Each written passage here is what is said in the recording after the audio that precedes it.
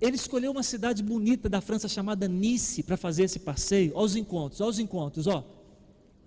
Moço não crente, moço do mundão, parlamentar desraigrado, vida confusa, conflituosa, perdidão, pecador. Resolve fazer uma viagem para passear numa cidade bonita francesa chamada Nice, na França. E essa viagem transformou a sua história para sempre. Ele levou consigo a sua mãe, Dona Elizabeth, a sua irmã, Sali. A sua irmã pediu para levar uma amiga dela.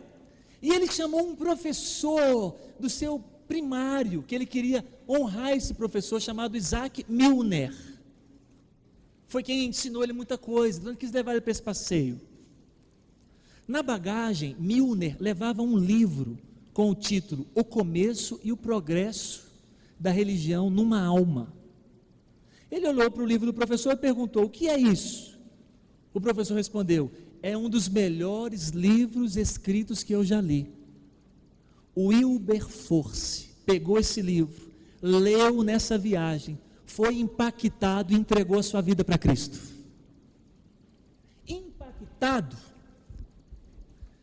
ele começou a considerar opções de vida para servir a Cristo, e a mais forte é: vou ser missionário na África, vou entregar o cargo político, vou deixar tudo e vou servir como missionário na África.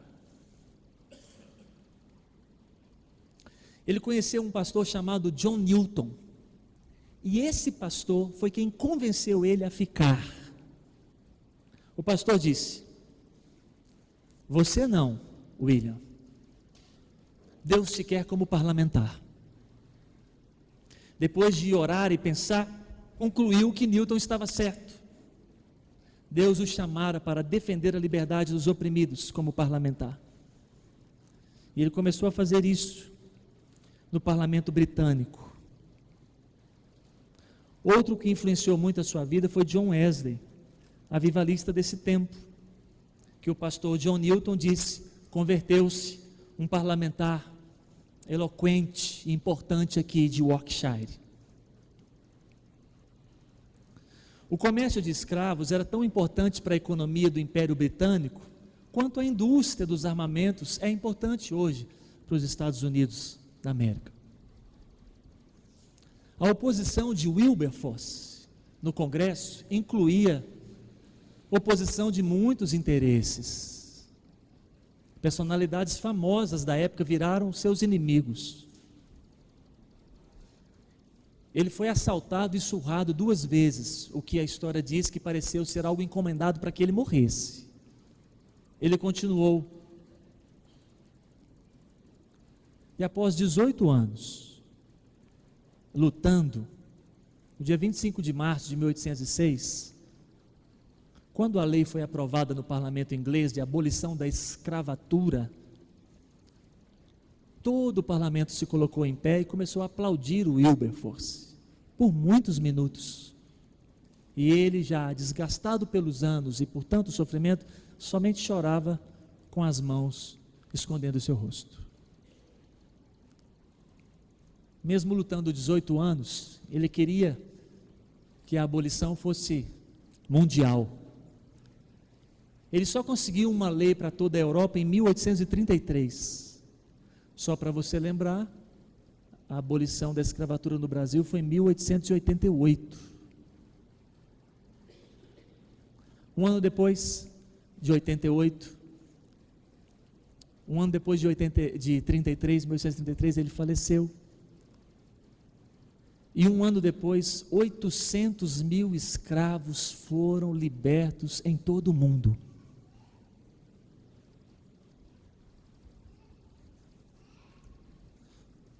Posso tentar encerrar falando para você sobre John Newton?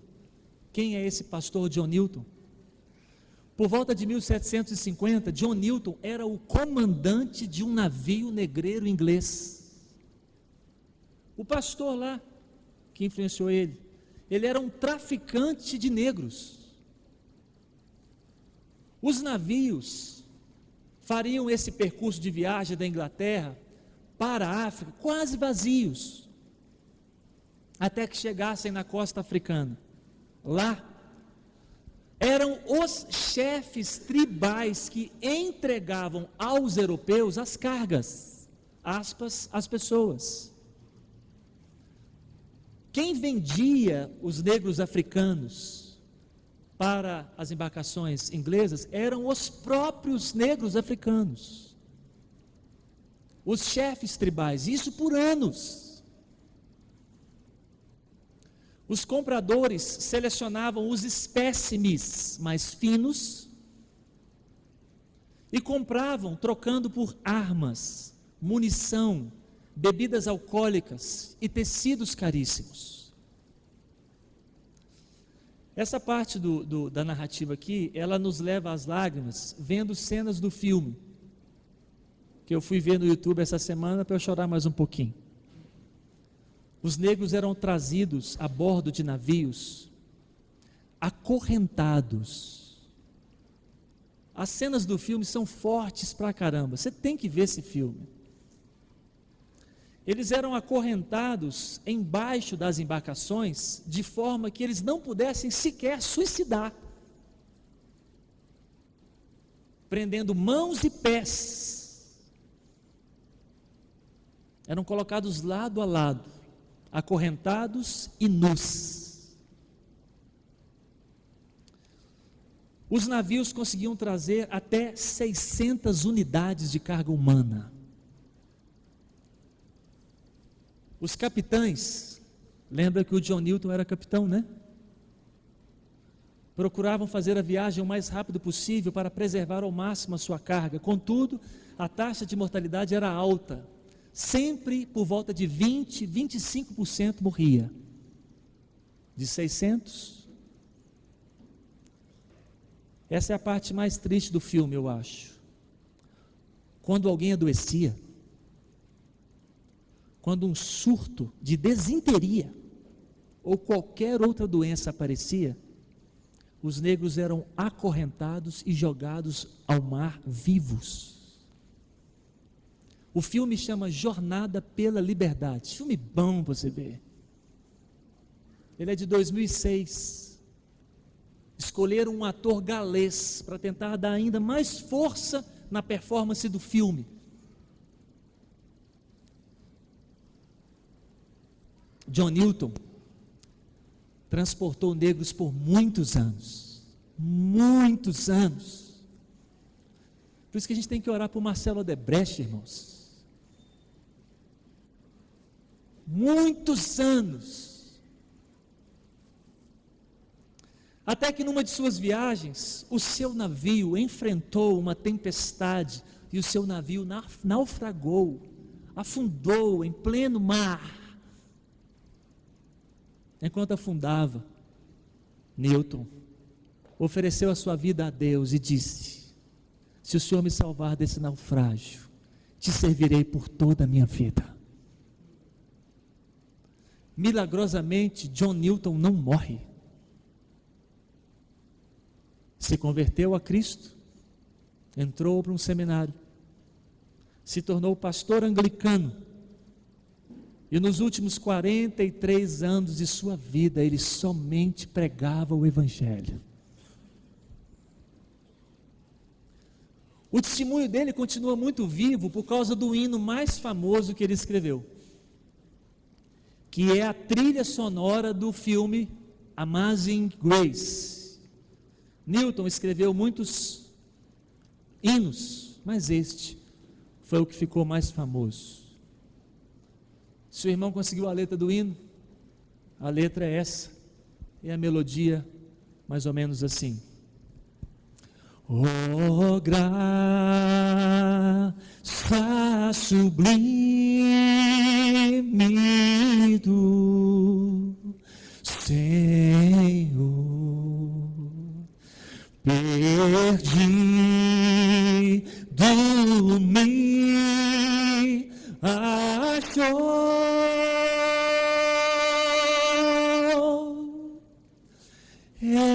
estando cego me fez ver da morte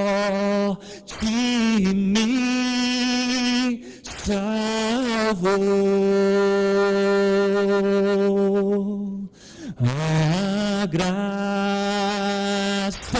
me fez, enfim, temer, e o meu temor levou. Oh, quão preciosa é para mim a hora em que me salvou. Perigos mil atravessei,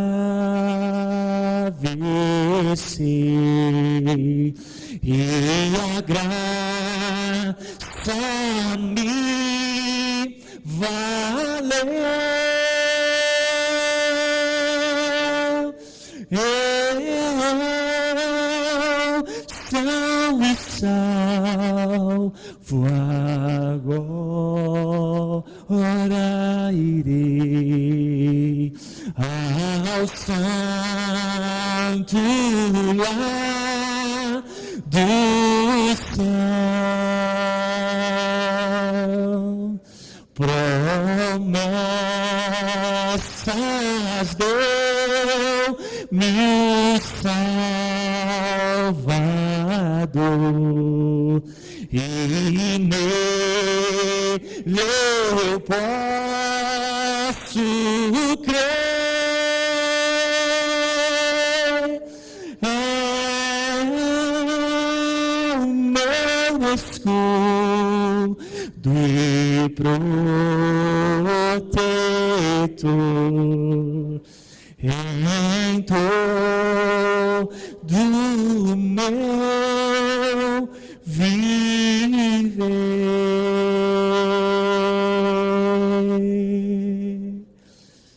Na lápide de John Newton está escrito: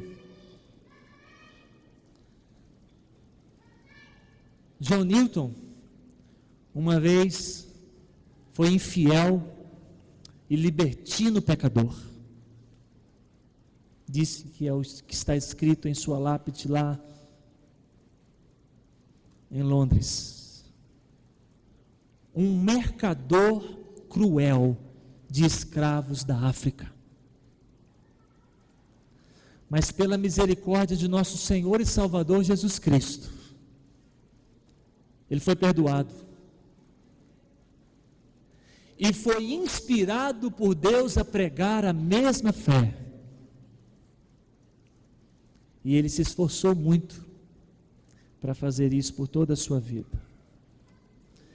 Me permitam encerrar lendo um pedaço da carta. Hoje nós cantamos um hino aqui do século XVIII. Vou ler uma carta aqui de século XVIII, início do século XIX. Só um pedaço. Essas coisas lindas que Deus faz na terra. O John Wesley escreveu esse pedacinho de carta para o Wilberforce e disse: prezado Senhor, a menos que o poder divino te tenha levantado para ser o parlamentar que és, não vejo como você poderá prosseguir nesta obra por causa da oposição execrável e da vilania que virá contra a sua vida. A menos que Deus tenha te erguido para isto, você se sentirá exausto pela oposição dos homens e dos demônios.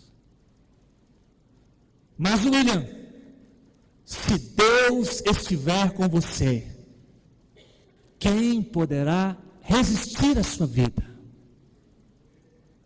Serão todos os homens juntos mais fortes do que o nosso Deus?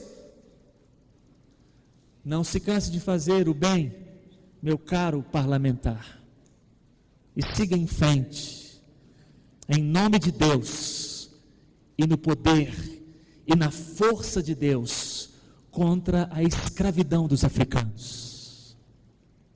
William, lendo esta manhã um tratado escrito por um pobre africano, eu fiquei particularmente chocado pelas circunstâncias desumanas que um homem de pele branca possa estar submetendo a um homem de pele negra com tal separação.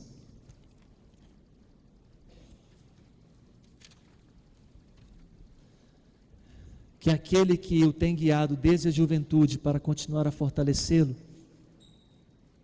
o acompanhe e o guarde, seu afetuoso servo, John Wesley. Queria que a gente encerrasse orando. Nossa nação precisa de Williams Wilberforce. E eu creio que isso pode acontecer em minha geração. Eu creio que o Senhor pode levantar homens na vida pública para abençoar o nosso Brasil. E estes, servos de Deus, serão missionários como todos os outros que vão. Só que estes não vão, estes ficarão. Talvez seja você, que Deus te levante em nome de Jesus, para abençoar hospitais, para abençoar postos de saúde, para abençoar emissoras de rádio e de televisão, no nome de Jesus. Que o Senhor te levante para abençoar na engenharia, na matemática, na história, na literatura e nas artes, na filosofia, na sociologia e no direito, com a unção de Deus sobre a sua vida. Que o Senhor te levante para ser um cidadão de bem para o nosso país. E que ali dentro, seu coração temente a Deus, brilhe a luz do Evangelho, com elegância, com simpatia, com sabedoria. E assim como milhares de escravos foram beneficiados pela vida de um, que assim seja com a vida de muitos de nós que estamos aqui nessa noite. Mesmo num auditório aparentemente pequeno como esse, nós não temos a menor ideia de quem está sentado hoje aqui. Hoje. Olhe com mais desconfiança, junto comigo, para esses adolescentes e esses pequeninos que passam correndo e que parecem atrapalhar o nosso culto a Jesus. Me ajude a olhar com mais desconfiança de que pode estar do nosso lado grandes homens e mulheres de Deus. E eles não serão pastores. Você está entendendo isso? Você está entendendo isso? Me desculpe pesar mais em cima dos que ficam, porque nós somos erradamente tendenciosos a achar que todo mundo que recebe uma unção do Espírito de Deus tem que virar pastor. Que todo mundo que é cheio do Espírito Santo de Deus tem que virar dirigente de louvor. Que todo mundo que é cheio do Espírito Santo de Deus tem que virar evangelista ou obreiro. O Senhor vai encher e encher do seu Espírito em nossa geração. Pessoas que serão engenheiros, arquitetos, médicos, enfermeiros, advogados, professores, pedreiros, mecânicos, empregadas domésticas, cheias do Espírito Santo de Deus.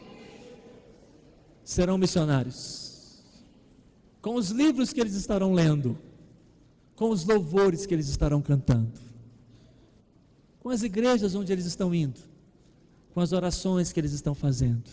Que seja assim comigo, que estou no grupo dos que foram, que seja assim contigo, seja do grupo dos que foram, ou seja do grupo dos que ficam. Que encontros com Jesus promovam isso na nossa história, no nome de Jesus. Como foi com Pedro, como foi com John, como foi com William, que seja comigo e seja com você, no nome de Jesus. Preciso encerrar que já é 8h14, mas eu empolguei geral. Algo muito grande da parte de Deus pode vir sim em nossa direção. Por que não? Sem nem estarmos orando por isso, sem nem estarmos querendo isso. Sem nem estar achando que está fazendo falta de alguma coisa, porque não está fazendo falta de nada, Senhor.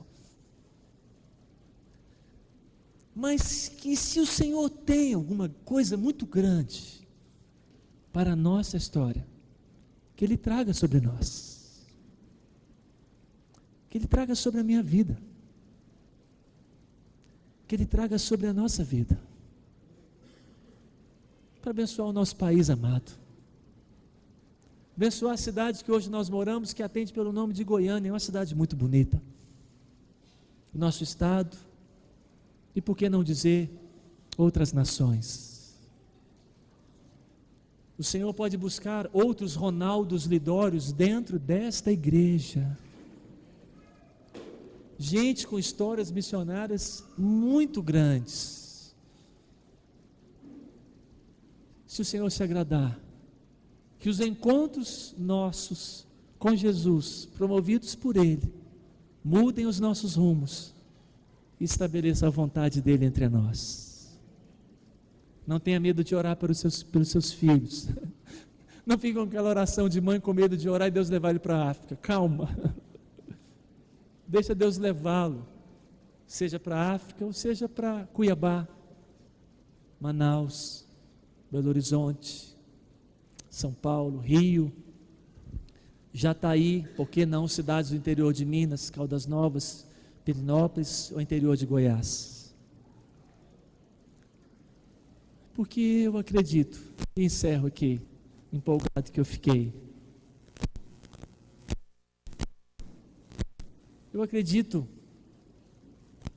que muitas dessas histórias lindas que os meus olhos veem e que os meus lábios falam, nós podemos viver também, no nome de Jesus. Fundo do meu coração, eu acredito. Se o Senhor tiver uma agenda dessa para nós, louvado seja o seu nome. Que Ele cuide das motivações do nosso coração, do meu coração. Pois ser muito usado é muito arriscado. Ser colocado em altas posições é muito cheio de responsabilidades. Mas é muito glorioso. Desconfie mais do emprego que você tem, que ele é uma arma de Deus contra as trevas em nosso país, no nome de Jesus. Desconfie mais que os seus dons e os seus talentos não foram escolhidos por você, mas foram escolhidos por Deus para você. Desconfie mais que você vai servi-lo, aonde você está. E ore por isso, em nome de Jesus. Amém? Vamos ficar em pé, a gente tem que ir embora. 8h20, 8h18. Vamos voltar para casa. O Senhor te abençoe e te guarde. Toda quarta-feira tem encontro